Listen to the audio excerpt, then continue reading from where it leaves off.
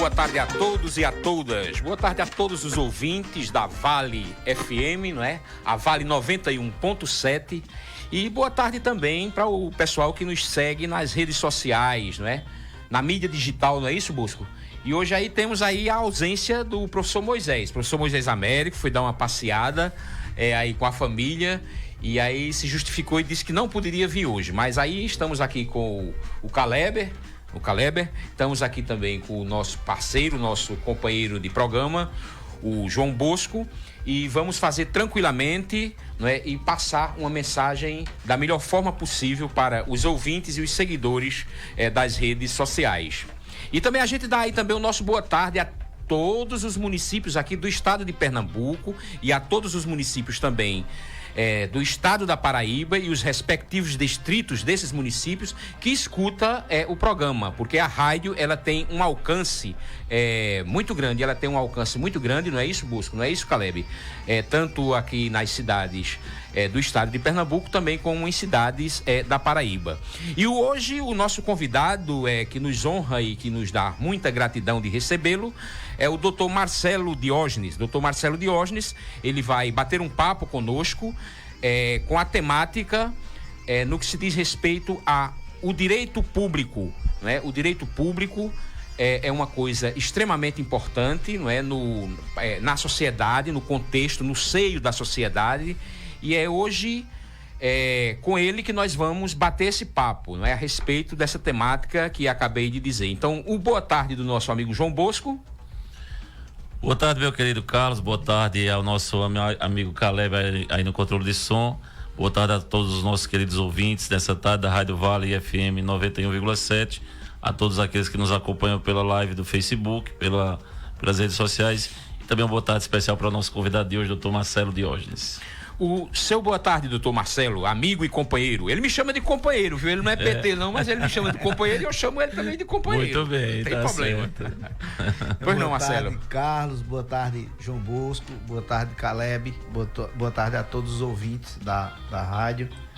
E estamos aqui, né, para conversar um papo, espero que seja descontraído e bastante proveitoso, Carlos. A gente poder contribuir com informações, né? Informação que seja salutar, que a comunidade ela receba, ela recepcione, tire algumas dúvidas em relação o assunto que vai ser tratado aqui, e mais uma vez agradecer, né? Pelo convite e dizer que eu estou sempre à disposição quando o tempo dá. E sempre à disposição para a gente bater um papo. Isso é ótimo, né? Porque aqui nós procuramos sempre prezar por trazer pessoas para passar boas informações através do nosso bate-papo para a comunidade, para todos os ouvintes da rádio. Mas eu gostaria que você fizesse uma breve apresentação. Quem é Marcelo, né? Quem é Marcelo Diógenes? Rapaz, Marcelo Diógenes é uma pessoa filha de Santa Cruz. Eu sou de Santa Cruz de Capibaribe, com a graça de meu bom Deus, né? E sou graduado em Direito e com pós-graduação também. Já passei um bom tempo andando em algumas universidades para fazer cursos, mas meu retorno é sempre Santa Cruz. É sempre a minha base. Aqui eu tenho muito orgulho de dizer que sou daqui, né? E defender a bandeira não só de Santa Cruz, mas como do Polo. E Marcelo é essa pessoa que tem sempre tempo para discutir os assuntos que são interessantes a Santa Cruz, a região, ao polo de confecção, e militei e milito até hoje no direito, não só no direito público, mas eu já fui procurador por 12 anos, 8 anos em Santa Cruz do Capibaribe, mais 4 anos em Taquaritinga do Norte. Saí e permaneço trabalhando no meu escritório com administração, com direito público, eleições também, direito eleitoral e a outras questões também. Mas estou sempre na luta e sou essa pessoa que está trabalhando e buscando aprimorar conhecimento, que é o que leva você, qualquer profissional, a ter um certo reconhecimento com o tempo, coisa que antigamente era um pouco difícil aqui, né? O santo de casa fazer milagre, e eu acredito na desconstrução desse ditado. Certo. Eu acho que o santo de casa faz milagre, sim. ele mostrando o conhecimento que tem e passando credibilidade a todas as pessoas. Então, em resumo, esse é Marcelo Diógenes. Perfeito, Marcelo. Pois veja bem, hoje o nosso papo é direito público. Então, assim, numa linguagem bem acessível ao povo, o que vem a ser dentro do arcabouço, né, jurídico do país é direito público.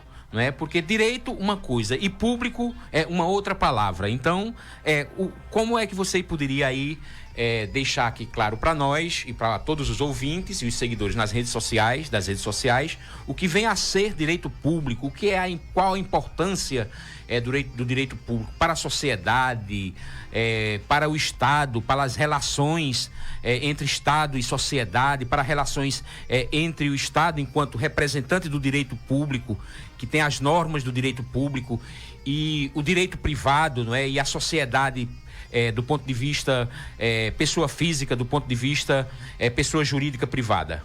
Carlos, o direito público é um ramo do direito, né? A gente, quando faz o curso de direito na nossa graduação, a gente estuda vários ramos do direito, né? Dentre eles temos o direito público, que engloba relações entre o Estado e entre a sociedade, né? O direito público ele é muito interessante, porque ele não há principalmente no direito administrativo, que é o que tem mais relacionamento com a cidadania, ele não existe uma codificação.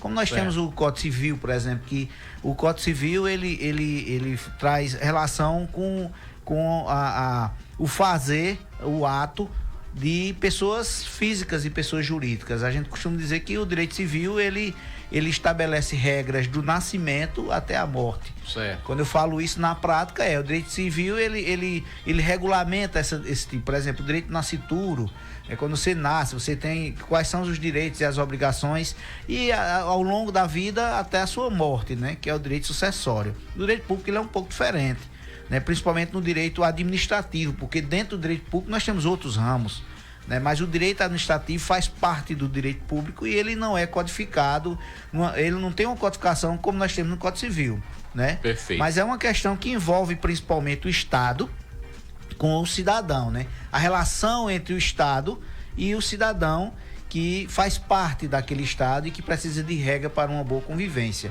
O direito público ele tem muito a ver com cidadania. O direito público ele tem muito a ver com o que dispõe hoje a Constituição Federal. Artigo 1º da Constituição Federal, inciso 1, ele trata sobre cidadania.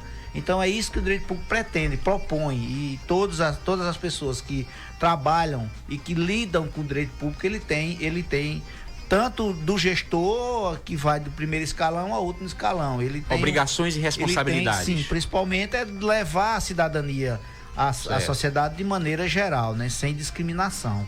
Então, basicamente, o direito administrativo é isso, é você saber administrar o Estado e repassar o que a sociedade precisa dentro de um arcabouço jurídico, que, repito, ele não é organizado em um único tomo, digamos assim, é em leis esparsas, para que a gente consiga, como administrador, levar esse bem-estar à população, né? Eu costumo dizer que a cidadania tem muito a ver com isso. A conquista da cidadania tem muito a ver com isso. A exemplo que nós podemos dar aqui, direito, você estudar direito, você tem que entender história, você tem que gostar de história. Como a gente tá no Brasil, a gente vai buscar, se aprofunda na história do Brasil. Mas nós temos vários exemplos. Nós temos um que é do conhecimento geral da sociedade, a Lei Áurea, por exemplo. Ali foi um exemplo dado que é buscar a cidadania. O exemplo histórico, o fato histórico que aconteceu. E é interessante, a Lei Áurea, ela foi aprovada, é só uma folha. Não sei se vocês já viram. Mas no livro Escravidão, é uma das melhores obras sobre escravidão no Brasil, hoje editado, escrito por Laurentino. Vale a pena você ter em casa esse livro. Eu acho que é obrigatório para quem gosta tanto do direito como história. Faz um relato e consta essa situação do direito à cidadania estampada através de uma ação do Estado, que foi a aprovação da Lei Áurea. Isso é um exemplo que eu dou. Certo. E aí tudo isso que você se reporta aí diz respeito a essas obrigações, essa organização do Estado, essa questão do Estado versus cidadania para os cidadãos, indiferentemente de credo religioso, cor, independente de de viés político partidário, isso para os 3 entes, não é? Ou seja, para o município, para o estado e para o ente federal. Eu começo fazendo um resumo histórico do direito público e no viés do direito administrativo relacionado à cidadania, mas na prática a coisa melhorou bastante, Carlos, com o decorrer do tempo. Né? Nós hoje temos uma Constituição denominada Constituição Cidadã, que é a Constituição de 1988, e que nela estampa vários direitos. É aí onde entra a sociedade, e é o tema que eu me proponho a discutir com vocês hoje. Certo. É que, mas na prática o que é que acontece? Nós temos hoje o que todo mundo discute, mas o que as pessoas fazem. Qual o resultado dessa discussão? Qual o resultado de uma lei, de um projeto que ele é aprovado de maneira fria e como é que ele se reflete perante a sociedade? Isso é o que a gente tem que debater hoje. Porque como foi esse histórico político que foi traçado durante anos, que vem sendo discutido, e às vezes em cima de sangue, de lágrimas e suor também. Isso. E de morte. Até de vidas, até né? que ponto nós chegamos hoje e como é que na prática isso está se levando em consideração. Né? A gente começa com a primeira Constituição da gente, foi a de 1824. E engraçado, eu ganhei uma cópia de todas as Constituições de Bruno Bezerra. Certo. É um presente que ele me deu e que Bruno, além de ser presente meu irmão, grandioso, né? Sobretudo meu para quem faz amigo, direito, irmão. né? E eu tenho ela. E você, quando vai estudar e entra em história, você vê a mudança. E quanto a gente ganhou como sociedade. Certo. E que isso não pode ser esquecido. Por quê? Porque muita gente passou por prisão. Muita gente morreu, muita gente foi torturada. Para chegar onde a gente está hoje, é falho o sistema? Total. Certo. É impossível a gente querer fazer uma lei que ela seja perfeita em suas condições. É impossível. Mas o ganho com isso, a história nos leva a gente hoje falar com a mais absoluta certeza, como um estudante de direito, né, que a pessoa quando faz direito, ele morre sendo estudante de direito, que houve uma reforma e a coisa andou para melhor. Hoje a gente tem mecanismos em todas as esferas de poder, Carlos. Eu posso dar outro exemplo aqui também, que é a presença hoje do Ministério Público. É importante, né? Importante, que antigamente não se dava muito. Se reportar que data a questão do Ministério Público? A do Ministério Público teve uma Constituição que falou, que já tratava do Ministério Público, eu não me recordo qual era especificamente. Certo. Talvez tenha sido a primeira republicana, em 1891. Mas o que fortaleceu a presença do MP foi a de 88. Porque antigamente os promotores, eles eram nomeados. Até o Vino Lins, quem não lembra. Ele foi nomeado, já foi governador do estado, mas ele era promotor de justiça por nomeação. Hoje, o membro do MP, ele entra por concurso. Por concurso, né? Então já muda processo totalmente. Democrático. E ele vai defender a cidadania, ele vai defender o cidadão, ele vai defender os direitos que estão estampados em várias leis, dentre elas a Constituição Federal. Então eu vejo como um avanço. Isso, porque aí ele não é indicado por um coronel, né? Ele não é indicado por um poderoso. Ele defende, inclusive, os direitos difusos e coletivos. Na prática, você que está escutando a gente hoje, um cidadão, qualquer um cidadão que tiver o seu direito tolhido por um ato administrativo, ele pode buscar o Ministério Público para discutir isso. Inclusive na Justiça, porque o MP ele abre um procedimento administrativo para buscar informações, para saber se aquela atitude que o cidadão foi lá e disse que estava errada é válida ou não. Então, veja a que ponto nós chegamos de amadurecimento. É isso que eu quero falar aqui, porque na prática hoje, apesar dos defeitos, nós temos direitos que hoje são assegurados. E não foi assegurado do dia para a noite, foi com o tempo. Com um processo, né?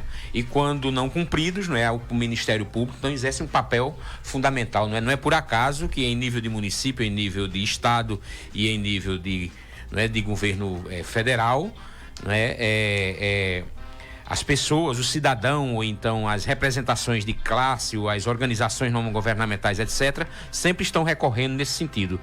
Bosco, você aí.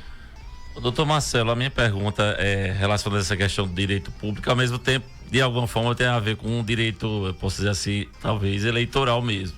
Que é o seguinte, tem uma dúvida que, às vezes eu converso com algumas pessoas e quando, no entendimento de ser o senhor a pessoa de responder as nossas perguntas hoje, eu pensei, vou fazer essa pergunta a uma pessoa exatamente da área, que é o advogado doutor Marcelo. Veja, o cargo de executivo, prefeito, governador, presidente da República, quando o camarada se propõe a ser candidato, geralmente, me parece que pela lei, tem lá a questão do plano de governo do indivíduo.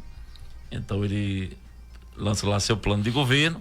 É verdade que boa parte deles a gente sabe que é o Ctrl-C, Ctrl-V, mas não é essa questão em si. Mas a questão do que de fato está escrito lá no seu plano de governo. Então ele faz aquelas promessas e, logicamente, os que ganham a eleição. Os que perdem, perderam, enfim. Mas os que ganharam a eleição, o camarada ganhou a eleição, prefeito, governador, presidente. De alguma forma, o povo que votou naquele indivíduo, ou mesmo que não votou, está lá no plano de governo dele. Por exemplo, vamos ser bem práticos, por exemplo, um prefeito de Santa Cruz promete, por exemplo, ele promete de construir 4 escolas. Uma, já que o seu mandato é de 4 anos, uma escola por ano. Ele de fato promete construir 4 escolas por ano. E de fato ele não constrói. Estou dando um exemplo aqui hipotético. E de fato ele não constrói. Ou se constrói, não constrói 4, constrói uma durante seus 4 anos de mandato. A população, de alguma forma, as pessoas podem se juntar de alguma forma para entrar na justiça, no Ministério Público, para ir de encontro àquela promessa em si, ou apenas a questão do voto, ou seja, não vamos mais votar nesse indivíduo, ou tem de fato a questão do direito, podemos entrar na justiça contra ele pela promessa que ele nos fez. Né? E ainda outra dessa questão ainda, por exemplo, vou dar 2 exemplos aqui de Santa Cruz e dando os nomes, e para não pensar que estamos puxando para algum lado, veja, o prefeito Edson Vieira, quando estava terminando seu mandato, ele construiu lá o prédio da AME Mulher. Beleza, o prédio da AME Mulher foi construído, enfim. Mas a AME Mulher em si, o mais importante não era o prédio, o mais importante era de fato aquela questão ali funcionar. Então, de alguma forma, a população não pode, de alguma forma, cobrar isso no sentido jurídico da palavra, que em relação a essa questão da AME Mulher, não no sentido da construção, mas no sentido da... Vamos lá. E agora, do prefeito atual, o senhor Fábio Aragão, por exemplo, ele prometeu de que a UPA estaria pronta em determinado tempo. E já sabemos que está bastante atrasada essa construção. Ah, não, porque a construtora, não sei o que, não. Mas o senhor prometeu. Então a população, de alguma forma, não poderia também entrar na justiça contra o prefeito nessa questão. Então, desvende isso aí. Vamos desvendar. A primeira é plano de governo. O plano de governo, ela é uma obrigação imposta pela lei eleitoral a todo candidato ao executivo. Até porque não pode o legislativo fazer. A lei diz isso. Quando, do período de apresentação das chapas, né, de registro de candidatura, o executivo, o candidato a prefeito, obrigatoriamente, ele tem que registrar o seu plano de governo. Cartório eleitoral registra? No cartório registra. Tem que ser. Você manda em PDF, tudo direitinho. O que é que acontece? Todo e qualquer candidato, quer dizer, todo qualquer candidato não. O candidato que se dispõe a ganhar uma eleição, ele monta uma equipe. Então, a equipe, ela monta o plano de governo através de premissas. Por que isso? Porque ele não tem uma noção do que é da realidade, do que é administrar. O cara sabe muito bem disso. E eu passei esse período dentro da administração e eu entendi como é que funciona. Então, você elabora seu plano de governo através de premissas. Você estabelece parâmetros sobre educação, sobre eixos importantes. Por exemplo, educação, saúde e ação social. Você estabelece aqueles eixos. Mas é muito difícil, hoje, até hoje eu não vi, o gestor que ganhou e que vai implantar aquele plano de governo, ele cumprir com 100% do que ele prometeu. A arma que o cidadão possui é o voto. Porque ele não tem hoje o poder, e vou dizer a justificativa de um cidadão, qualquer um da gente, entrar na justiça e dizer: eu quero que você cumpra o que você prometeu na sua campanha, porque são premissas. Ali é um plano de governo, mas não um plano de governo que eu vou ter que fazer ele 100%. Eu não consigo, até hoje eu nunca vi, Carlos. Do ponto de vista do marco legal, tem alguma obrigação para ele cumprir pelo menos um percentual, alguma coisa naquele sentido? Ele não tem nem percentual, ele vai ter que cumprir aquelas premissas. Por quê? Porque o resultado desastroso do não cumprimento daquilo é uma reeleição, ela ser frustrada. Por quê? Porque aí vem o voto cidadão. E é aí, mais uma vez, quando eu digo, e eu sou taxativo em relação a isso, e dizer que melhorou muito. Hoje, as instituições democráticas melhoraram bastante. Por quê? Porque o cidadão, a gente sabe cobrar. Ele possui a informação na palma da mão com isso aqui que a gente está manuseando hoje, que pode ser para bom ou para ruim, rede social. Mas um ordenamento jurídico obrigar o cidadão, o gestor a cumprir 100%, ele não vai cumprir. E não vai haver essa obrigação porque ele tem as razões. Certo. Por exemplo, vou citar obras que são provenientes de recursos federais. Hospital, manutenção de hospital, construção de UPA, principalmente essa área da saúde, são verbas federais. Que não dependem, o cronograma não depende da atuação do gestor, que está na ponta, que está no município. Vai depender de recurso federal. Tivemos a crise da Covid, que foi uma das piores que eu vivenciei até hoje dentro de uma administração. Eu nunca me esqueço do dia 20 de março, foi o dia que eu entrei para dentro de casa, eu e minha família. Então ali travou tudo.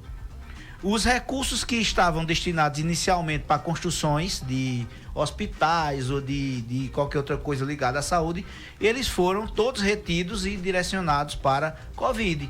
Então é impossível você manter um cronograma. Por quê? Porque o gestor que está na ponta, o prefeito, ele não tem como dizer: eu quero esse dinheiro, União, Brasília, porque com esse dinheiro eu vou cumprir aquilo que está no meu programa. Quem vai dizer como é que o recurso vem é a União. É Brasília. Você não tem gerência nenhuma para dizer eu quero aquilo. Então esse é o primeiro ponto. Para você descumprir o plano de governo, você vai estar refém. Muito embora no plano de governo você vai colocar que vai construir 4 hospitais. Mas você, antes de entrar na gestão, você não sabe que para construção e manutenção daquele hospital, você precisa de verba federal, porque você, com recurso próprio, Carlos, você não mantém. Você não mantém. Você depende de recurso federal para a manutenção, principalmente porque construir o prédio é mais fácil. Você pega emendas de deputados que você constrói. Mas e para manter? A sociedade tem que saber disso. Eu vou construir, mas como é que eu vou manter aquele equipamento público? Porque cidade pequena, de pequeno e médio porte, ele não consegue, moço. Nós temos uma população flutuante aqui em Santa Cruz, porque abrange não só os dias de feira, como abrange o distrito de São Domingos e até parte da zona rural de Itacoatinga do Norte, que incha a UPA. E o município ele não vai receber pelo valor que ele está gastando, ele vai receber pela renda per capita que tem aqui, de acordo com o censo. Ele não vai saber, mas ele vai ter que atender a população. Por quê? Porque a saúde ela é unificada. A Constituição Federal diz: saúde é direito de primeira grandeza. Certo. Então eu não posso, como gestor, chegar no hospital, uma pessoa de São Domingos e dizer: você é de onde? Eu sou de São Domingos, então sai daqui que eu não vou lhe atender. É um sistema único, né? É um sistema único. Tripartite e tal. E tanto que existem inúmeras decisões sobre isso. Porque quando você vai discutir como município que não pode fornecer determinado material, toda decisão diz: o sistema é único, amigo, se vire. Não, mas a competência não é minha, a competência é do Estado. O juiz diz: de forma alguma. Aqui a gestão ela é unificada. Se o Estado não tem, eu vou pedir a você. Eu vou pedir não, eu vou determinar o cumprimento dessa decisão. É basicamente isso como funciona. Mas para responder aquilo que você falou, o gestor ele pode ter até a boa vontade e até colocado como premissa no seu plano de governo. Mas a execução é mais difícil. É aquilo que eu volto a frisar. Entre a teoria e a prática, certo, existe um mundo muito grande aqui no meio que tem que saber administrar. Então, juridicamente, a população não tem... tem eleitoralmente, mas juridicamente através não do tem. Voto. Certo. Só isso. Perfeito. Mas na minha compreensão e assim um entendimento muito próprio meu, quando se trabalham essas questões, óbvio, não podem ser colocadas do ponto de vista de 100%, não podem ser colocadas muitas vezes em razão de uma série de situações e em situações também de política de transferência de recursos, essa coisa toda. Mas em todo canto, não é? E aqui no nosso município também, não há um olhar criterioso assim de se examinar a questão do orçamento público, se examinar a questão da questão de receitas próprias, não é? Da questão do que está posto do ponto de vista legal, no que se diz respeito às transferências por obrigações constitucionais, e que se isso fosse feito, talvez pudesse ajudar mais ainda. Muito embora, para fechar aqui, e aí inclusive passar para você o que é que você acha, eu acho que isso deveria ser algo posto em lei. Certo? Você tem que ter, ali você tinha que ter um grau de porcentagem para onde a lei obrigasse a você cumprir aquilo ali. Aí quando você não cumprisse aquilo ali, então se fosse visto que você não cumpriu em razão da falta de atendimento ao princípio da eficiência, vamos assim dizer, então aquilo ali deveria ser o prefeito de qualquer partido, ele, de qualquer município, assim também como o Estado e o governo federal, ser responsabilizado do ponto de vista legal. Mas como você muito bem colocou, sabiamente, não tem essa lei que faça essa obrigatoriedade. Tirando a questão municipal para, por exemplo, a questão bem prática, bem próxima de nós aqui, estadual e federal também, né? Tem tudo a ver. É a nossa BR aqui, a BR-104. Então, de fato, ela até Toritama, ela está prontinha faz tempo. Mas de Toritama até Pão de Açúcar, perrou faz bastante tempo, 11 ou 12 anos, e só pode se cobrar, no caso, eleitoralmente. Então, juridicamente, não há cobrança nenhuma, é complexo. Nós temos uma questão do que você falou agora, Bosco, em relação à não conclusão da duplicação, o prejuízo ao erário, que é outra coisa totalmente diferente do que a gente estava tratando agora, que era plano de governo. Isso, certo. Quando se comprova, e há comprovação sobre isso, ora, se eu pego dinheiro do Estado, que não é pouca coisa, e eu invisto no nada, como foi a duplicação, eu estou causando um prejuízo ao erário. Por quê? Porque não houve a conclusão. Muda-se o cenário. Você deixa de aplicar o que diz a legislação eleitoral, veja como o direito é, e você passa a utilizar o direito administrativo na questão sobre responsabilização por ato de improbidade administrativa, que é 8429/92. É uma lei geral de improbidade administrativa que ela zela, inclusive, pela aplicação dos princípios. Só que a aplicação dos princípios, minha gente, ela é muito subjetiva. Você vai falar sobre o princípio da eficiência, ela é do tamanho do mundo para você discutir. Mas quando há prejuízo ao erário, aí a coisa muda totalmente. Porque cabe ao gestor responder sim. Ora, porque eu planejei para construir ou para duplicar determinada BR. E eu não consegui. Porque eu tinha no planejamento que ter, inclusive a dotação orçamentária. Isso. Carlos, você foi muito sábio quando você disse que todo gestor, quando deveria, ou candidato a gestor, quando vai mostrar o seu programa de governo, ele deveria ter uma equipe para tratar sobre orçamento. Mas, meus amigos, em 26 campanhas que eu participei, eu já vi plano de governo em cidades do Agreste e do Sertão que tratava sobre praia. Eu de acho. Colou, rapaz. Não tem... Então, como é que eu vou achar uma pessoa que discuta orçamento se aquela pessoa responsável pelo plano de governo sequer viu? Ele apenas copiou, talvez de Jaboatão dos Guararapes, de Recife ou de coisa parecida, para tratar de um assunto que quer dizer assim, eu vou só cumprir o que determina a legislação eleitoral. Bota e errar.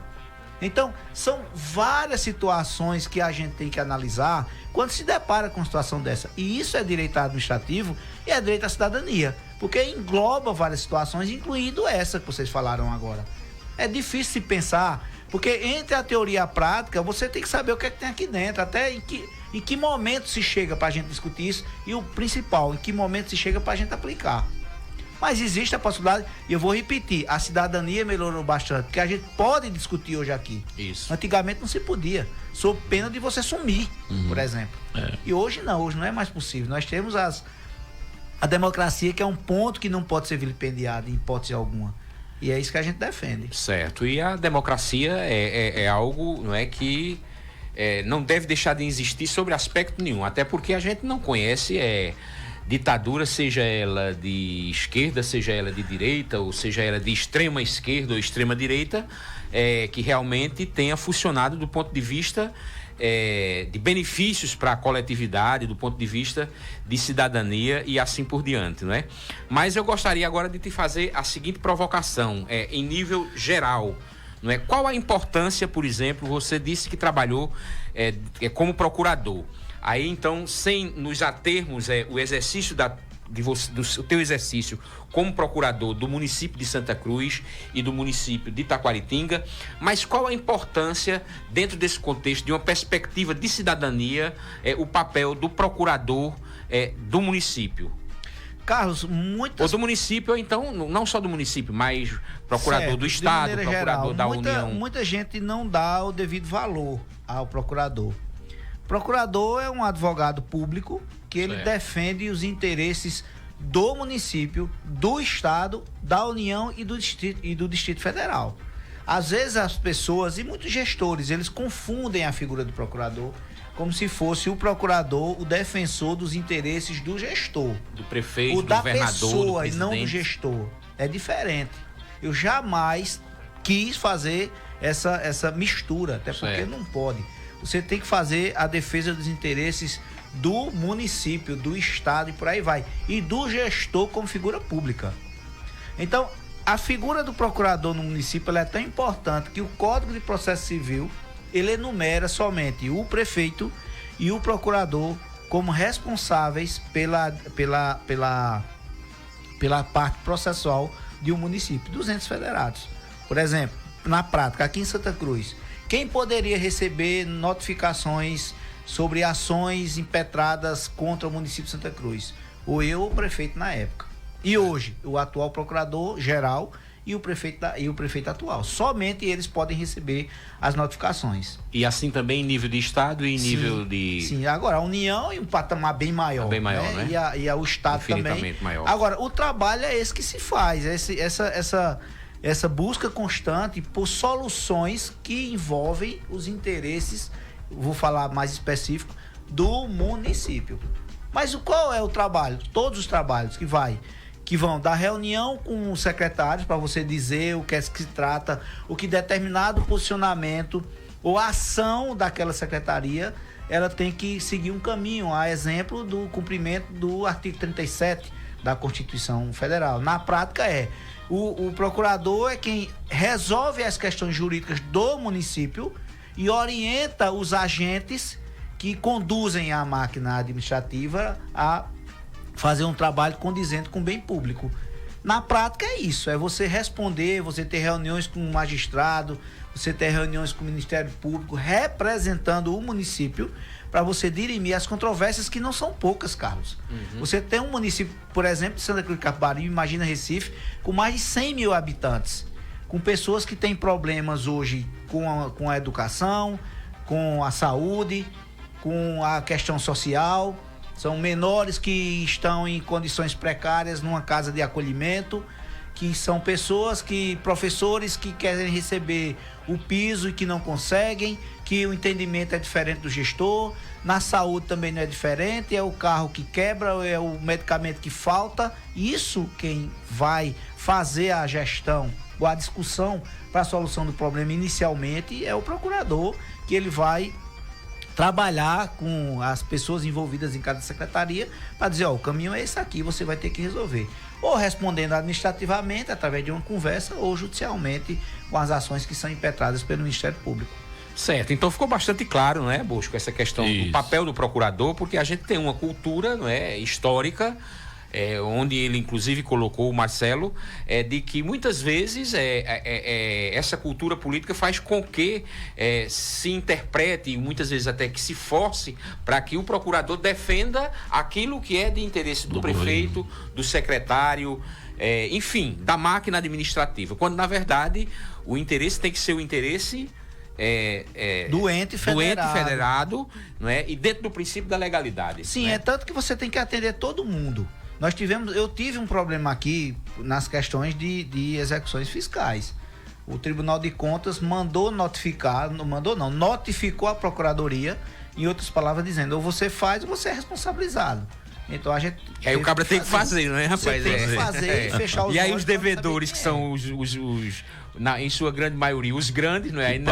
Aí não se sentem bem, e aí procura o prefeito, diz, olha, esse procurador não presta, e não sei o quê, e vem pra lá e vem pra cá. Mas é contigo agora, Bosco.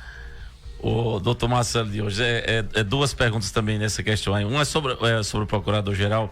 Eu que não sei se é possível, não sei se até que ponto é falta de ética, talvez desculpa a leguice de lhe perguntar isso, mas na questão do Procurador-Geral da República, eu queria que o senhor trouxesse sua opinião sobre Augusto Aras, até do que você acabou de dizer aí, qual a função do Ministério Público, qual a função do Procurador-Geral, não é defender o nome do indivíduo, não é defender governo, né? Mas é defender o ente federativo. Então, no caso do Procurador-Geral da República, o senhor Augusto Aras, que inclusive foi escolhido de uma forma, pelo menos há muito tempo não era escolhido da forma que ele foi, né? Foi de fato, o presidente de fato é que escolhe, mas geralmente numa lista tríplice, não é isso? numa lista tríplice dentro de outros, os outros procuradores enviam para o governo escolher. Mas no caso ali não foi assim, né? Ou pelo menos não estava os três previsto. Não estava previsto entre os 3 primeiros. Então, eu queria que o senhor nos respondesse essa questão de Augusto Aras. E a outra questão é no sentido do direito em si, em relação à pandemia, por exemplo. E até o senhor pode dar outros exemplos aí, mas o que me ocorre agora é a questão da pandemia. Quando, por exemplo, muitas pessoas questionaram que durante a pandemia a liberdade foi tolhida. Então, por exemplo, em cidades litorâneas, a pessoa queria caminhar à beira-mar e talvez literalmente tomar um banho na praia, ali no mar, mas ela era tolhida nesse momento por causa de uma lei que estava vigorando no estado, onde não era possível. E algumas pessoas foram realmente conduzidas pela polícia recomendadas a não tomar banho na praia, por exemplo, até talvez não fazer caminhada ali à beira-mar. Então, dentro do seu entendimento jurídico, essa questão até que ponto a liberdade ela foi de fato tolhida, por exemplo, na questão da pandemia. Então, vamos começar por Augusto Aras. O ruim desse cabo é porque ele faz de 2 perguntas de uma cipuada só. Acaba ter que desenrolar, mas desenrola aí. Você leu muito, estuda muito. Augusto Aras rapaz, o cara que chega a ser nomeado Procurador-Geral da República não é qualquer um. Então, dizer a você que Augusto Aras é um nada, eu tô errado. O cara chegou por competência, mas tem um lado político também, que é quando dá indicação. Tem uma lista tríplice, historicamente foi passado por cima, né? A decisão, a escolha foi passada por cima, mas historicamente, né? Carlos, existe uma lista tríplice e que aquela decisão foi tomada e o cara foi para Procuradoria-Geral da República. Rapaz, eu nas minhas idas a Brasília, outro canto, grupos de discussão que até hoje eu participo e não quero sair de jeito nenhum, a gente tem uma visão global de quem qual o comportamento, né? E acima do trabalho jurídico, do profissional, tem o lado humano do cara, né? Você tem que analisar isso também, assim como você analisa o que determina, a forma de condução de um magistrado, a personalidade de um promotor, e não foi diferente com Augusto Aras.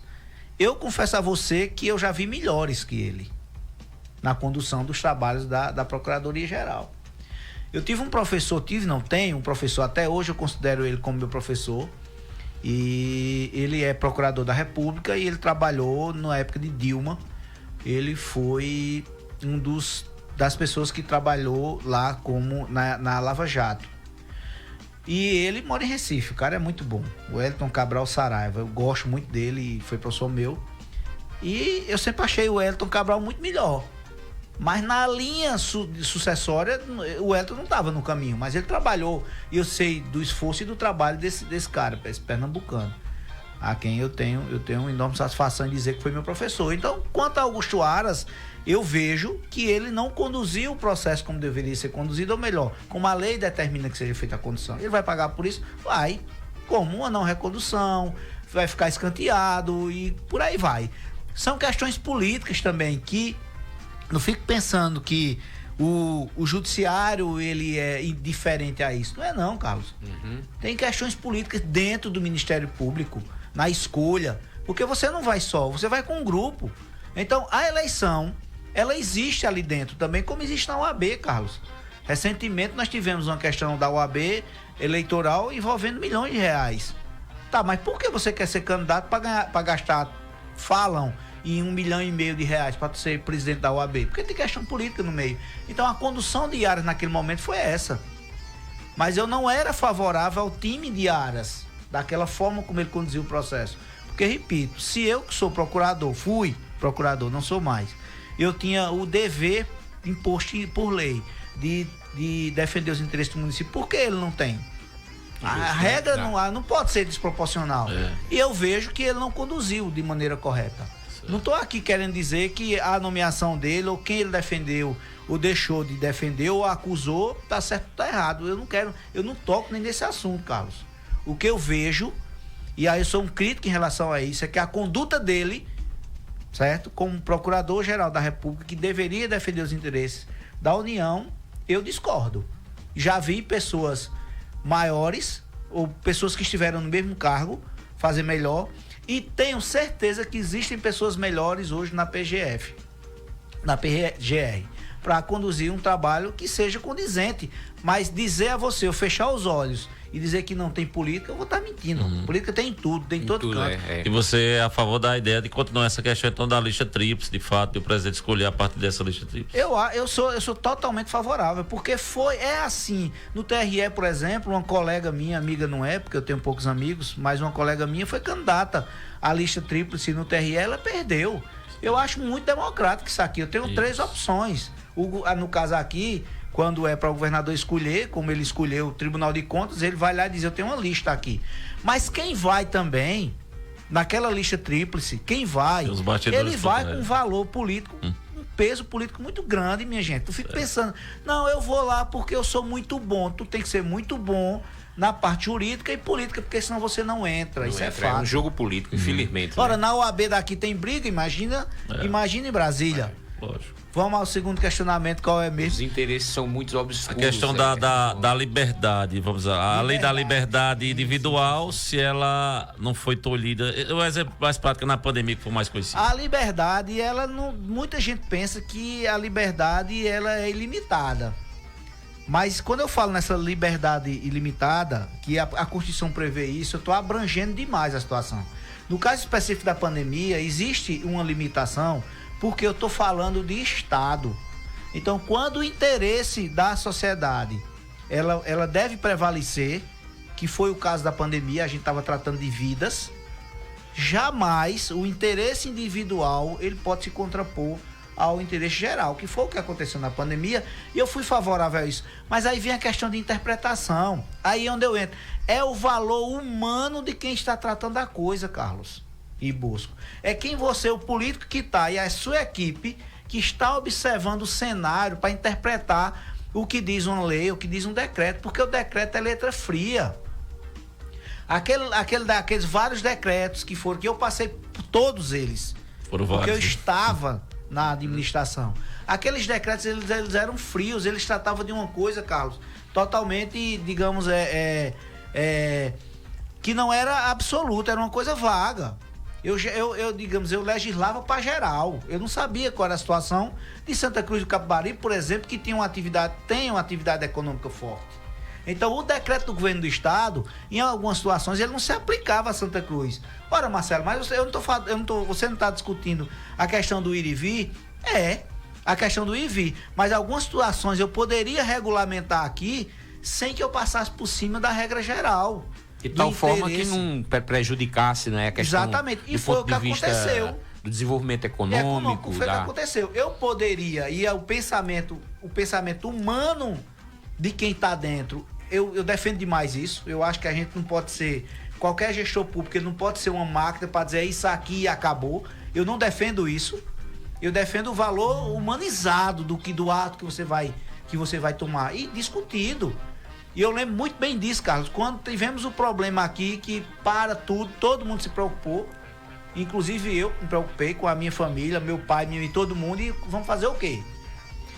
Minha família precisa de confecção, vive de confecção, eu ia fazer, vai quebrar? E o dono da loja de sapato, e o dono da loja de farmácia, e os cereais? Começamos a pensar, e eu digo isso com orgulho, que a gente fez o pensamento e com CDL, aí tem o trabalho de todo mundo. Vamos saber como é que a gente resolve a situação da entrega de mercadoria. E foi resolvido através de um decreto. Muito embora, Carlos, foi discutido, porque o MP entrou com a ação, um ADIM, dizendo que o decreto municipal ele estava passando por cima da regra geral. Até hoje nunca foi julgado, mas a gente precisava resolver aquilo no momento. Que era como é que a gente tinha que manter o fluxo aqui financeiro, econômico, sem colocar em risco a vida das pessoas. E assim a gente fez. Como? Moda Center. Pegou e começou a fazer aquele rodízio, dar distanciamento e mandar o ônibus para cá e fazer toda aquela logística e deu certo. É tanto que Caruaru copiou Santa Cruz. Depois que Santa Cruz fez o decreto, foi que Caruaru nos pediu o decreto e disse, eu vou fazer aqui. Mas é a visão humanista da coisa. É como a gente tem que resolver o problema, Carlos, porque só cumprir a lei é fácil.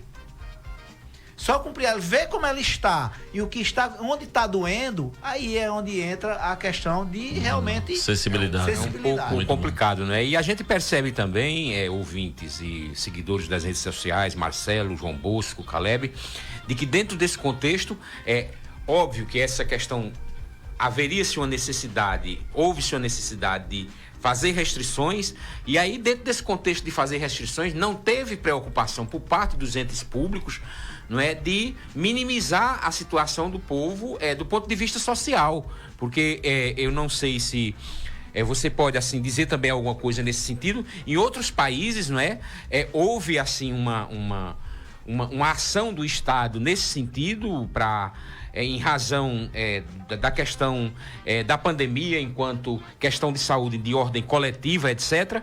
Mas o Estado abria os cofres para repassar recursos, não é? Porque, por exemplo, você falou aí de algumas pessoas, da economia de uma forma geral, mas dentro desse contexto, quando essas coisas acontecem, os mais prejudicados são os pequenos. Como é que 600 mil demônios, o camarada que tem lá uma rendazinha de bico, não é? Nem do salário, ele tem uma rendazinha de bico, você vai forçar a ele sair de casa se ele não tem um aporte por parte do Estado financeiro para ele movimentar, para ele fazer com que se concretize as suas necessidades humanas, alimento, pagar a conta de energia, pagar o aluguel e assim por diante. É uma situação muito complexa. Isso está acontecendo na Inglaterra hoje, né, com a crise da Ucrânia. Isso. Foi que a Inglaterra fez. Hoje, morar no Reino Unido e alguns países europeus está muito difícil. A questão hoje envolvendo é o gás, está muito caro. Nós estamos no frio lá e o pessoal está sem poder econômico para manter sequer o sistema de aquecimento. E o governo teve que subsidiar. Trazendo para cá essa questão, há uma necessidade. E é aí onde entra o que a Constituição diz. Eu tenho que no social ajudar também.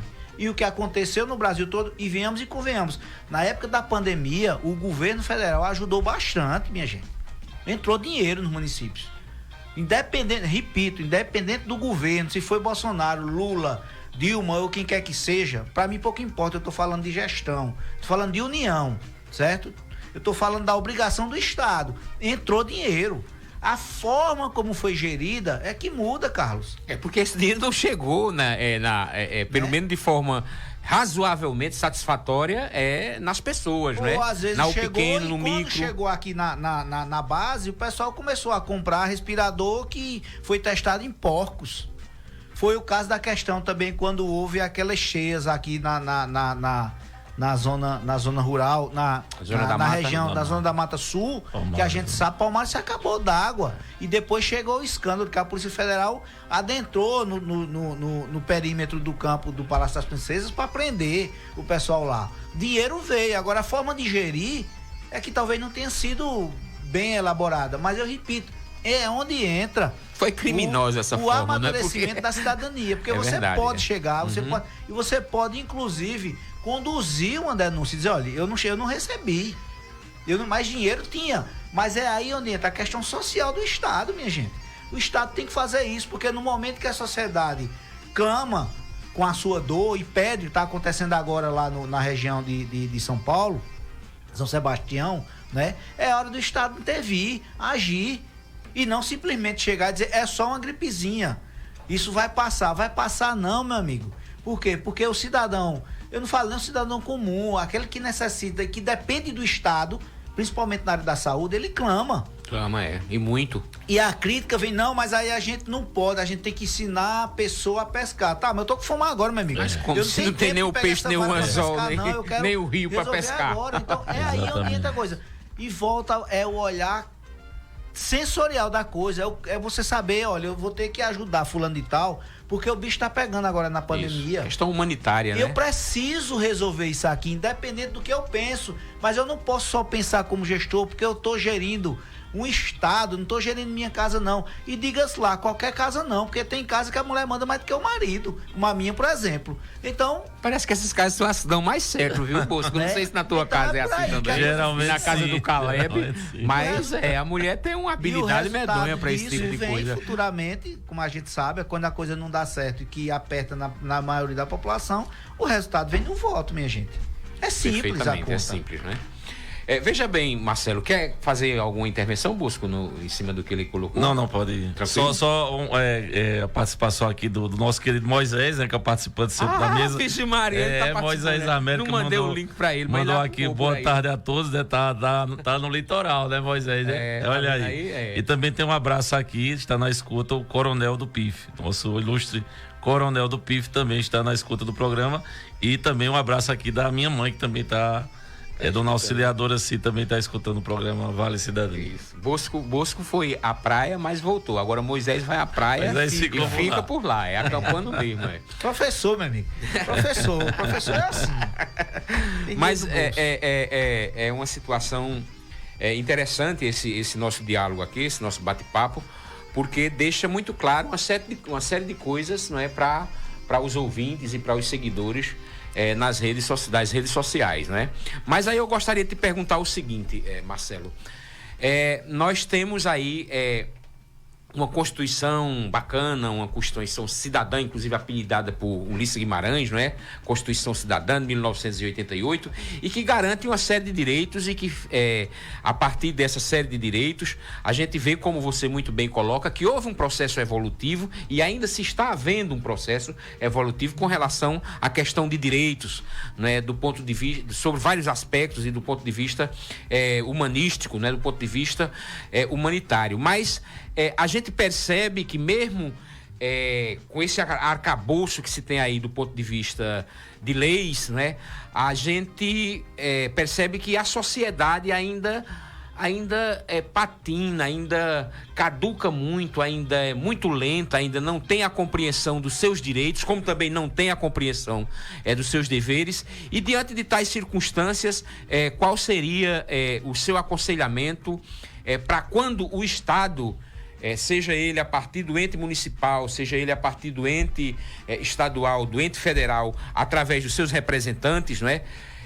Chefes dos poderes executivos, falha com o povo, não é? Não cumpre aquilo que está prescrito na Constituição. Então, como assim, o que você diz assim para a população, o que você diz para as categorias, o que você diz para os usuários da saúde, para os usuários da educação, para os usuários de tudo aquilo que o Estado tem a obrigação e recolhe tributos da população, inclusive tributos muito caros, não é? Porque a nossa carga tributária é uma das mais elevadas do mundo, não é?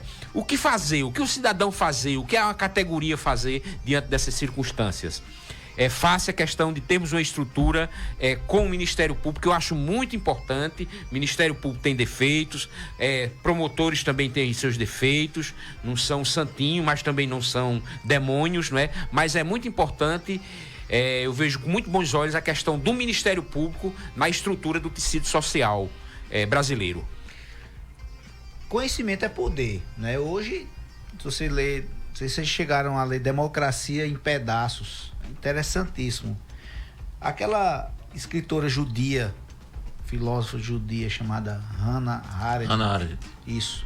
Ela dizia que a cidadania é o direito a ter direito. Eu acho que conhecimento ele está acima de tudo isso, Carlos. E há uma facilidade hoje de você obter conhecimento, em parte, porque está muito fácil hoje, a informação ela é muito líquida.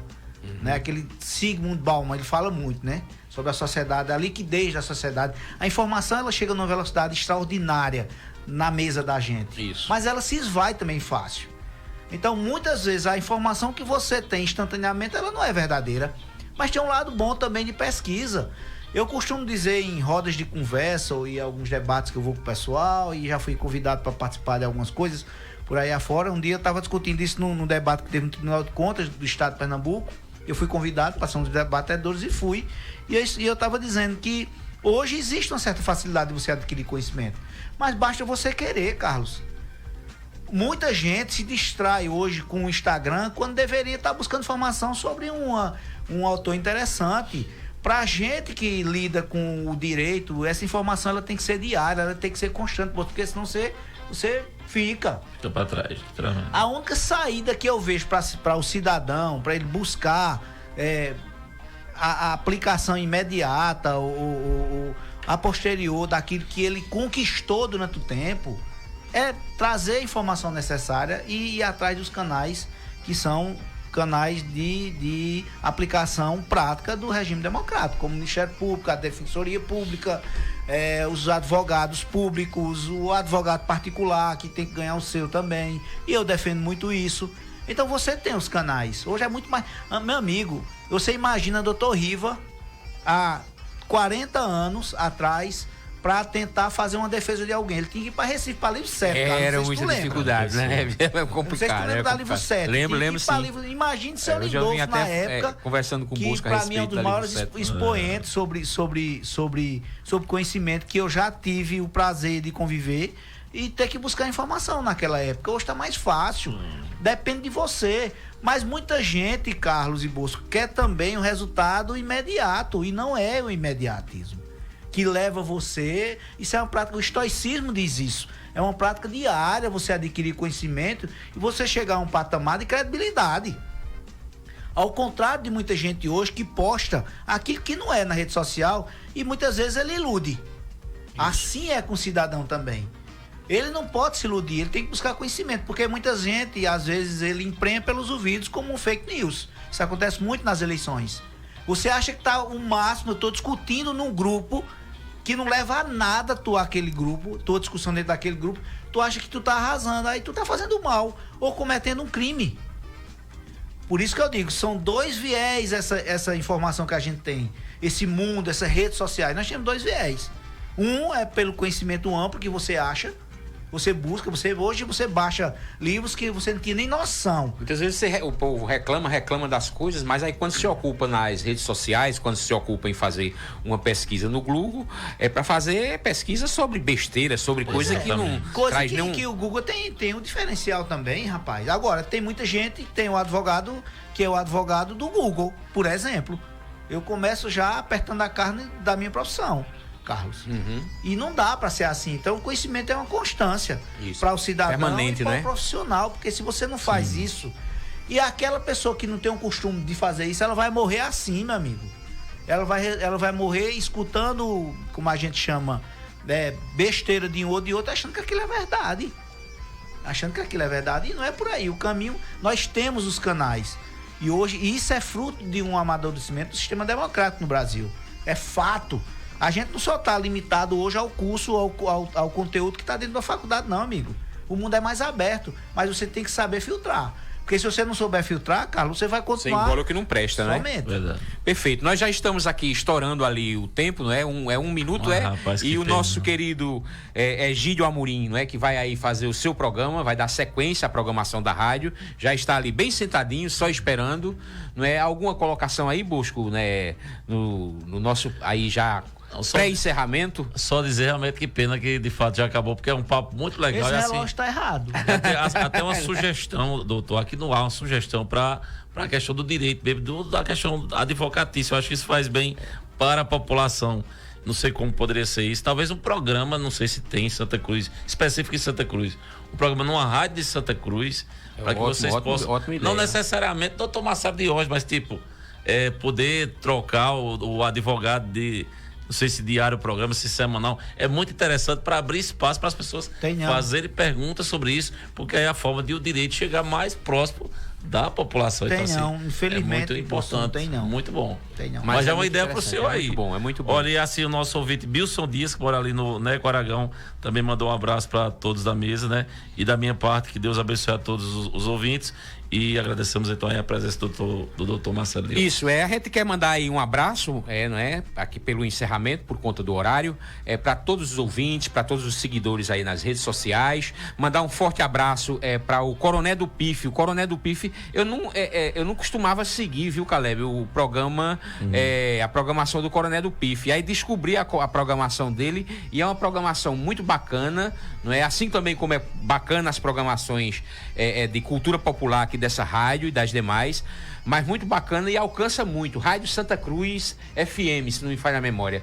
Tem gente falando com o coronel até da Baixa da Égua. O coronel às vezes se embaraça todinho para saber se comunicar com aquela pessoa de tão longe que a pessoa está falando com ele. E amanhã nós temos aí em Cacimba de Baixo uma coisa muito boa que acontece todo domingo, que é a feira de Cacimba de Baixo, né? E aí amanhã tem uma animação muito boa lá com o Grupo Cabroeira, né? E nos sábados também, para encerrar, nós temos uma coisa muito boa que todo mundo as pessoas deveriam fazer um esforço possível para procurar, que é aquela feira que existe ali no Parque Florestal, né? Às vezes eu sempre encontro lá muitas pessoas, encontro amigos seus como o Guga, Gustavo, como Fabinho. o Gustavo, o Fabinho, não é? E é um lugar onde vende alimentos, não é? Onde vende orgânicos, onde vende produtos saudáveis, e muito bom também para fortalecer a agricultura familiar aqui no nosso município e microrregião.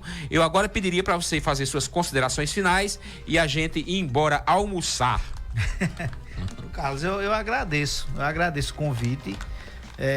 Sempre que posso, é o que eu digo, sempre que posso eu gosto de uma boa conversa, uma rodada de conversa. Eu não me agrado da expressão mala, eu gosto de uma conversa, você, né? Tá certo. De você poder discutir algumas coisas. Eu costumo fazer isso com os meus amigos em casa, eu sou muito de estar em casa, mas eu acho que o caminho é esse, é a discussão de ideias, o que você pensa, o pensamento crítico, aquela tirada daquela ideia de que você é de lado A, você é do lado B. Isso não existe, rapaz. Isso não existe, não tem por que você estar sendo carimbado de uma coisa ou outra.